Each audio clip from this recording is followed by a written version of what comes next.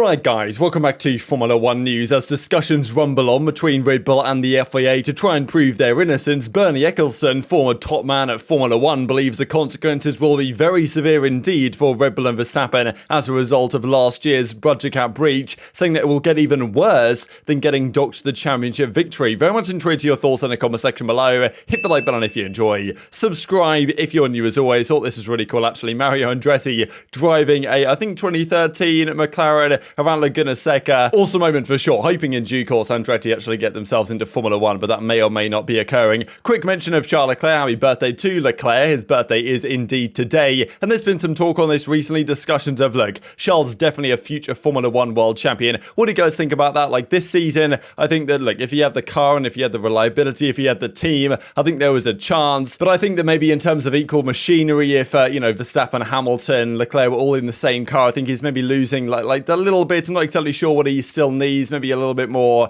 experience, couple more years, not exactly sure. But yeah, I don't know. Leclerc, I think he's certainly got it in him. He's got the pace for sure. He just needs the team, I think, and then maybe a bit more experience. Some of the mistakes he's made, the Verstappen doesn't generally make, or at least both drivers do make their mistakes, but Verstappen's are very much less costly, it seems, than Leclerc. So I think he's certainly got it in him, but really, if he's going to win the World Championship, Leclerc, it depends on what car he's got and what team he's got around him. And yes, Ferrari had a great car this year, but as time progressed, it wasn't enough, and also the team behind the scenes dynamic didn't exactly help him. So yeah, I think he's certainly got a chance, but whether it'll be with Ferrari, that is another question that is currently open. Quick mention around the paddock really in terms of the grids for next season. People talking about De Vries getting that chance at AlphaTauri next year alongside Yuki Tsunoda, but also McLaren at Lando, Norris excited to work with Oscar Piastri, saying, he gets a chance to learn from somebody new. I think McLaren have also said that they're hoping not to put too much pressure on Piastri because he's going to be, potentially rusty, had a year out or so of racing, so by the time he gets back into it, it might take him a little bit of time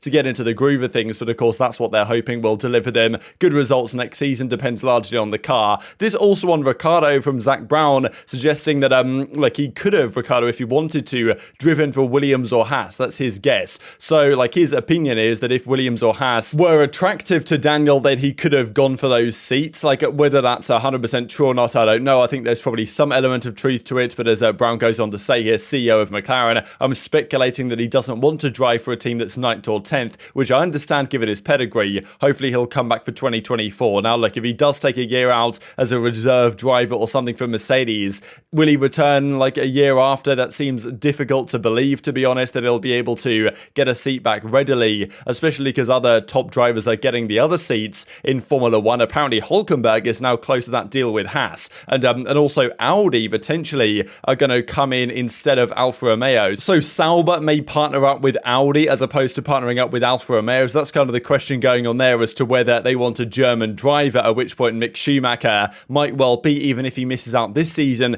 probably will be back in due course in 2024, we think. But apparently Hulkenberg is the man that Haas are closest to. Steiner is said to be impressed at the relentlessness of Hulkenberg's phone calls, which is quite a funny statement, really. I'm looking more into the frequency of the phone calls as opposed to the actual performances on track. And Mick Schumacher, I think, has been relatively impressive over the last few races. Well, really, the Haas hasn't scored points since Hungary or something. I don't know, maybe even further back than that. So he was good for a couple of races, then the car's gone away from him, certainly. So yeah, what do you guys think? But apparently Hulkenberg is getting closer and closer to that seat. And if that is the case, then what happens to Mick Schumacher? Because our understanding is if Mick Schumacher doesn't go to Haas or doesn't return to Haas and they choose Hulk instead, then probably the Williams seat will go to Schumacher as opposed to Logan Sargent, who's their F2 candidate that they want to bring up, but maybe won't quite do so yet. So I don't know what you guys think about that, but we've been wondering for quite some time which direction will Haas go, Mick Schumacher or Nico Hulkenberg. Apparently they're closer to choosing the latter, and that may kind of mean that Mick Schumacher's either out of a position next season until Audi potentially comes along, or Williams are going to lock him down regardless. Let's talk cost cap then. So every day that goes past right now, we have no new information on what the FIA have decided, because they've confirmed Red Bull went over the cap in the minor budget cap breach. We believe it's around $1.82 million over the $145 million they were allowed to spend. All the other teams hit the cap, or they had some sort of procedural error whereby they filled in a form wrong or something like that. Red Bull, of course, won the championship last year, won the Drivers' Championship, dominated the championships, both of them this season, and then they went over the budget. So the question is there from other teams, what should the punishment be? And if they don't clamp down down on this hard. What will Mercedes and Ferrari do next year? Will they just spend extraordinary sums of money and be happy to pay some sort of fine? The question has been raised to Bernie Ecclestone, former F1 top man. Obviously, this guy says some crazy stuff. Let's not deny this. I mean, the guy he's getting on a bit. He says some things that maybe are a little bit questionable. I'm sure you guys have seen some of them over the last couple of years or so, really. But he was asked about this, like, what should the sanction be for a budget cap breach? Because, of course, it's a system that only came in a couple of years ago. Like, literally 2021 was the first season we had something like this.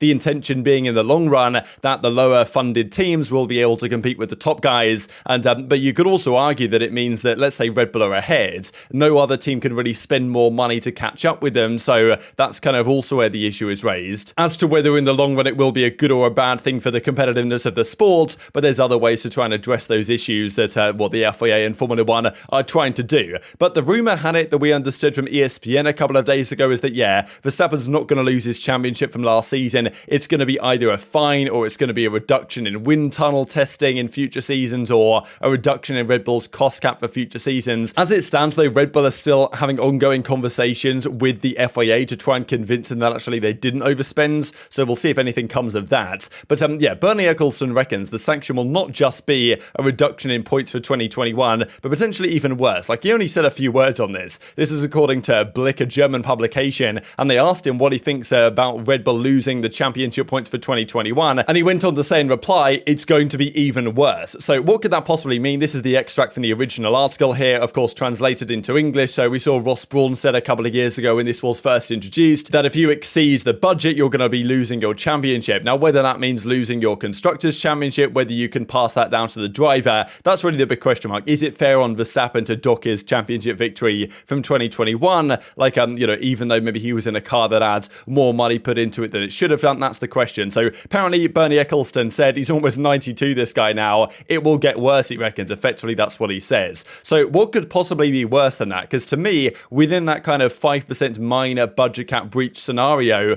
this is pretty much the most extreme version, is that they dock them the points, not just, constructors, I suppose, and drivers from 2021. That is an option. It is allowed within the rules. It's kind of the most severe thing they could do within the minor budget cap breach. But so yeah, what exactly does it mean? Will they do a lot, right? Will they go all out, balls to the wall and say, you know what, not only do you lose your constructors' points, you lose your drivers' points, Verstappen's no longer the champion, and you get your budget cap reduced for next season, and you lose your wind tunnel testing, and you have to pay a massive fine. Like, whether that's what he means, that they're going to go all out on this one, or like whether he thinks they'll do something else, tough to say. So different sources suggesting that either there won't be much punishment or that there will be a massive punishment. And this is why, to me, it's kind of frustrating sitting here, because we really have no idea what the FIA team that decides this stuff is actually going to do. There's no precedent on this. It's not written in the rules anywhere that if X happens, you have to do Y. It's not like, okay, if you breach it by 2 mil, this is the punishment. If you breach it by 4 mil, this is the punishment. Doesn't exist. It's merely a fact of they make it up as they please at the time. Bernie Ecclestone, who in fairness is close friends with Horner, so you'd thought potentially that could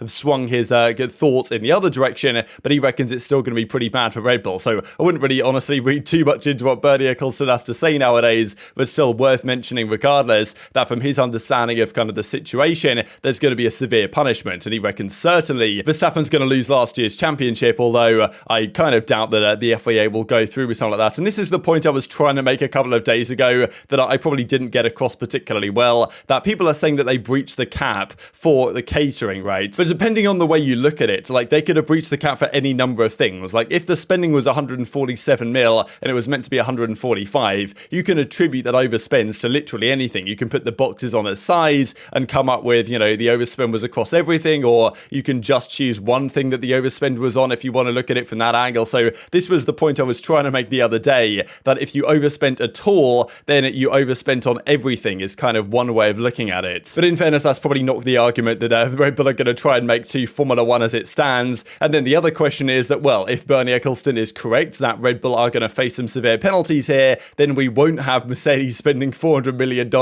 next season to try and build an absolute rocket ship, because they won't be able to get away with it. They wouldn't be able to get away with that anyway, but you guys know what I mean. There was the threat from Toto Wolff. They're like, look, if they get away with it, we're going to spend way more and also get away with it next year. So that's where the pressure is on the FIA to deliver. But very much intrigued to your thoughts on all this stuff in the comment section below. This time next week, it is, of course, the US Grand Prix at Kota. These are the previous winners. Hamilton's won it 5 times. Kimi Räikkönen back in 2018. Of course, Bottas 2019. Verstappen last year, 2021, holding off some really intense late pressure from Hamilton after those kind of undercut strategies that were happening throughout the race. And it's going to be fun to get back there once again. But very much intrigued your thoughts on all this in the comment section below. Hit the like button if you enjoyed. Subscribe if you and you. Take care. And I'll see you next time.